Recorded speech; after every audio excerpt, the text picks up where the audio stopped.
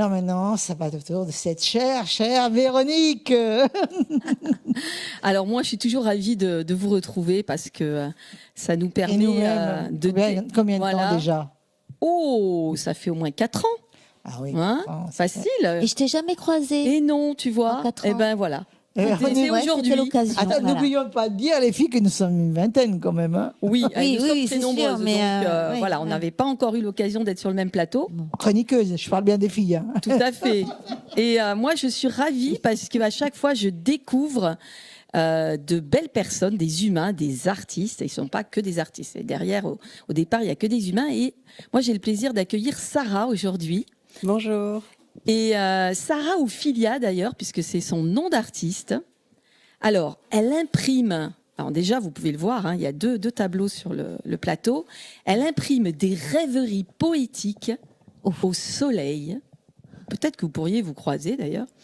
À l'aide d'une ancienne technique de photo qui s'appelle le cyanotype.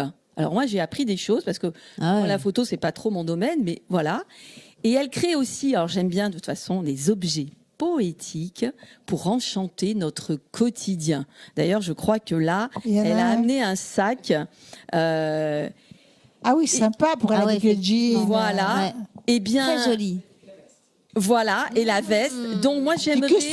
customises. Corporate, ouais. Voilà, j'aimerais que tu nous racontes déjà ton histoire, parce que bon, moi, je la connais, j'ai été voir. Comment Philia est née? Ouais, alors c'est une histoire de vie, c'est une histoire d'accident de vie, c'est une histoire de mort aussi. J'ai perdu mon père il y a 6 ans et ça a été un cataclysme dans ma vie. J'ai fait un deuil pathologique en fait. Et du jour au lendemain, en fait, je suis tombée extrêmement malade. Je fais des crises de paralysie. J'ai un handicap, donc tout mon corps s'arrête et je tombe par terre. Je peux plus bouger, plus parler pendant des heures. Et ça m'arrive. Donc il y a 6 ans, j'ai une trentaine d'années.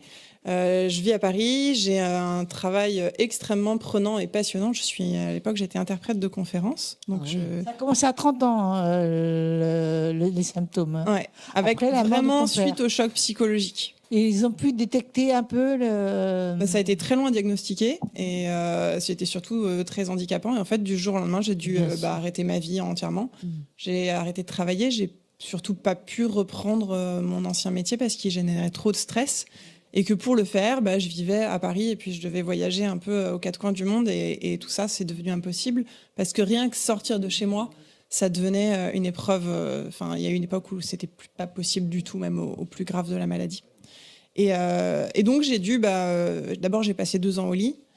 Et ensuite, j'ai dû me réinventer complètement. Donc, au début, ça a été beaucoup par des activités manuelles. Et je retrouve beaucoup aussi ce que disait l'invitée précédente dans j'ai dû sortir une forme de douleur. Je pense que dans tous les gens qui font des choses un peu créatives, un peu artistiques, on a souvent comme ça un besoin de sortir des choses et de s'auto-soigner en fait. Parce que finalement, faire des choses de ses mains, le vrai message pour moi, c'est que ça soigne, quoi.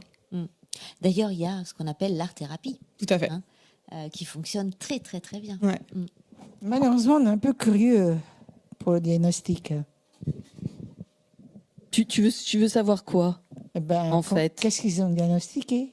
Alors, des troubles neurofonctionnels, c'est en gros le cerveau qui envoie un message d'alerte au corps et qui lui dit là, on arrive sur un moment où le corps sécrète trop d'hormones de stress. Et comme dans un réflexe très primitif de l'animal, du coup, on arrête tout. Donc, d'où on tombe par terre, il n'y a plus rien qui bouge et on peut parler, quoi. Par contre, c'est vrai que quand ça vous arrive dans le métro ou à la pharmacie, c'est un peu compliqué à gérer. Bah oui, forcément. Il y a un traitement, un médicament ou à prendre ou pas? Beaucoup de temps. Et, Pas de médicaments pendant la crise. Il faut juste arrêter le stress. Non, il n'y a pas de traitement médicamenteux. Et ça dure combien de temps? Moi, j'ai eu des crises jusqu'à 12 heures de paralysie et d'incapacité à parler. Avec des spasmes, donc le corps qui bouge dans tous les sens, qui se tord sans que je puisse avoir de contrôle dessus. Alors, on parlait d'art-thérapie, hein. Effectivement, que ce soit la peinture, la musique, peu importe. Eh bien, on exprime, c'est un exutoire, hein, et on exprime nos émotions, notre mal-être ou notre joie, peu importe. Et ben là, quand on voit Sarah, franchement, Eh bien, on ne s'imagine pas du tout qu'elle traverse ça. Et est-ce que tu peux nous parler de cette technique du cyanotype ? En fait, mon père était journaliste et il faisait beaucoup d'images déjà. Quand j'étais enfant, je vivais beaucoup dans cette culture de faire des photos. Et j'avais en tête vaguement cette idée de on peut faire des photos et les développer soi-même. Et c'est comme ça que j'ai rencontré le cyanotype, qui est en fait une technique de photographie qui date de 1840. Elle était découverte au même moment que l'argentique. Et là où on voit que c'est de la photo, en fait, c'est quand on a des transparences sur ce genre de choses. Donc je vous explique le procédé parce qu'il est un peu technique. C'est un chimiste britannique. Un jour, il découvre que quand on mélange 2 molécules de fer, elles deviennent photosensibles. Donc elles réagissent à la lumière du jour. Donc je travaille en chambre noire. Je me suis fait un atelier chambre noire. Je prépare ma solution. C'est des dosages qui sont au milligramme près et au millilitre près. Et donc c'est un liquide. C'est comme de l'aquarelle à la fin. C'est vraiment un liquide vert très clair que je peins sur mon papier dans une chambre noire. Et je le laisse sécher. D'accord. Et une fois qu'il est sec, je viens poser dessus des dessins, des plantes, et je vais tout mettre au soleil. Et c'est la lumière du soleil, plus exactement les UV, une partie des UV, qui fait réagir le liquide photosensible. Donc il change de couleur. Il était vert, il devient marron foncé, bleu très intense en fait. Et au bout d'un temps d'exposition qui dépend de la saison, s'il fait beau, s'il fait pas beau, s'il y a un nuage qui passe, on enlève tout. Et on rince tout dans des bacs d'eau, de l'eau du robinet, comme on a parfois ces images dans la tête de ces gens qui développaient les photos argentiques, oui. voilà, dans des chambres noires avec des bacs d'eau. C'est vraiment très proche en fait. D'accord. Voilà. Donc ça ressemble un peu à de la peinture. On me dit souvent « Ah ouais, vous peignez super bien ». C'est vrai qu'il y a un peu de peinture parce que je travaille beaucoup sur le geste, je fais plusieurs couches, etc.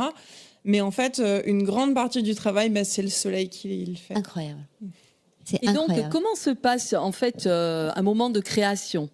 Alors là, comme Béatrice tout à l'heure, je vois qu'il y a quand même la nature est très présente. Là, il y a beaucoup de plantes. Ouais, il y a quelque chose de très thérapeutique dans Voilà. le vivant, en fait, tout simplement. Ça ramène à la vie, quoi. Comment ça se passe ? Donc, tu as préparé, comme tu nous disais, ton papier avec voilà l'espèce de chimie qui s'est opérée.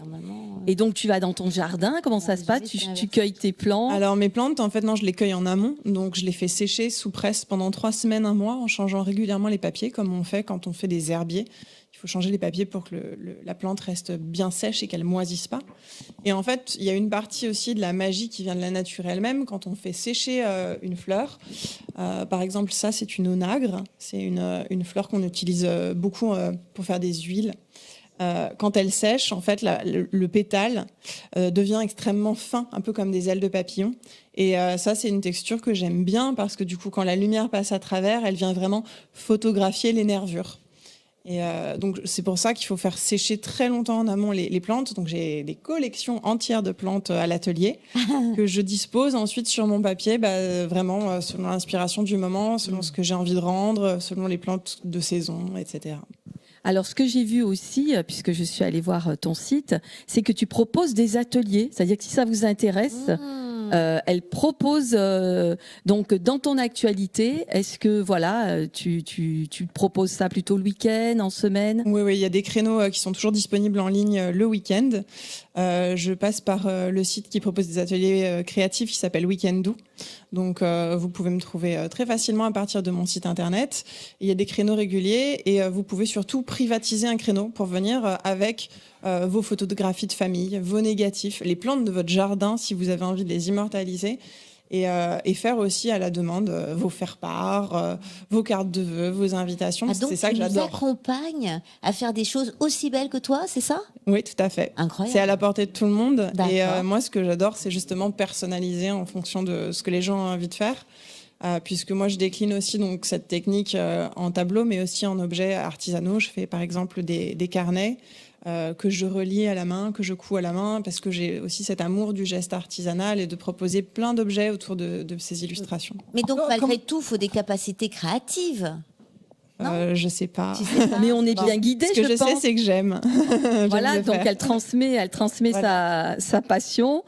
Et alors, est-ce que quand on vient à ton atelier, on peut repartir déjà avec ce qu'on a produit? Alors, c'est essentiellement sur du papier ou on peut travailler sur le tissu aussi? On peut travailler sur tissu. Dans ce cas-là, on fait un atelier spécifique sur tissu et je prépare les tissus en amont parce qu'il faut un petit peu de préparation du support textile avant. Mais sinon, quand vous venez en atelier, vous repartez avec vos cartes format carte postale à encadrer chez vous, à envoyer à vos proches, à coller sur le frigo avec un petit message d'amour. Alors, c'est génial. Tu vas t'adresser à la caméra, aux personnes qui nous regardent et tu vas nous dire où est-ce qu'on peut te trouver. Voilà, elle est là, pardon. Alors, on nous fait des grands signes. Donc voilà, où est-ce qu'on peut trouver ton site, ton Facebook, etc. Alors le site c'est www.filia.re. Il y a des choses en ligne, mais il n'y a pas tout parce que déjà produire plus mettre en ligne, ça fait beaucoup parfois. J'ai aussi un Instagram qui est très actif, filia.re, Facebook également. Et sinon, mon atelier est à Aigues-Mortes et je me déplace volontiers pour faire des ateliers à partir de 2 participants au bureau, à la maison, les enterrements de vie de jeunes filles, le team building avec plaisir, en famille et pour les enfants à partir de 8 ans. D'accord. Dernière question quand même, parce que je n'ai pas pu la poser. Elle m'a empêché. Non, c'est pas moi. C'est voilà. Dernière question. Lorsque tu dis que tu aimes bien tout ce qui est artisanal et que tu couds à la main, est-ce que tu as un appareil spécial? Parce que c'est combien de pages? C'est tout. Ça dépend du nombre de pages qu'on utilise. En fait, moi, je fais des carnets en reliure copte. Donc c'est la première technique qu'on a utilisée pour faire des livres. Elle vient de l'Égypte ancienne. Comment tu peux la coudre à la main? Je fais des cahiers. Donc je plie des feuilles ensemble. Ensuite, je troue ces cahiers avec un poinçon et un marteau. D'accord. Ensuite, on met tous les cahiers ensemble. On prépare des couvertures avec des cyanotypes dessus, dans mon cas. Et ensuite, il y a tout un système de couture avec des nœuds qui permet de relier ensemble les couvertures et les pages. C'est la reliure copte. Bravo, bravo. Ouais, c'est de la reliure aussi. J'en ai fait un peu et je peux vous dire que c'est super. Merci beaucoup, Sarah. Merci beaucoup. Merci. Le docteur Love Sister, ça fait presque 3 ans qu'il est avec nous. Je suis sous-infirmière, donc je vais aller le rejoindre. Je soigne les cœurs aussi. Hein. T'as pas mis ta tenue? Docteur Love Sister, Alain Colombier.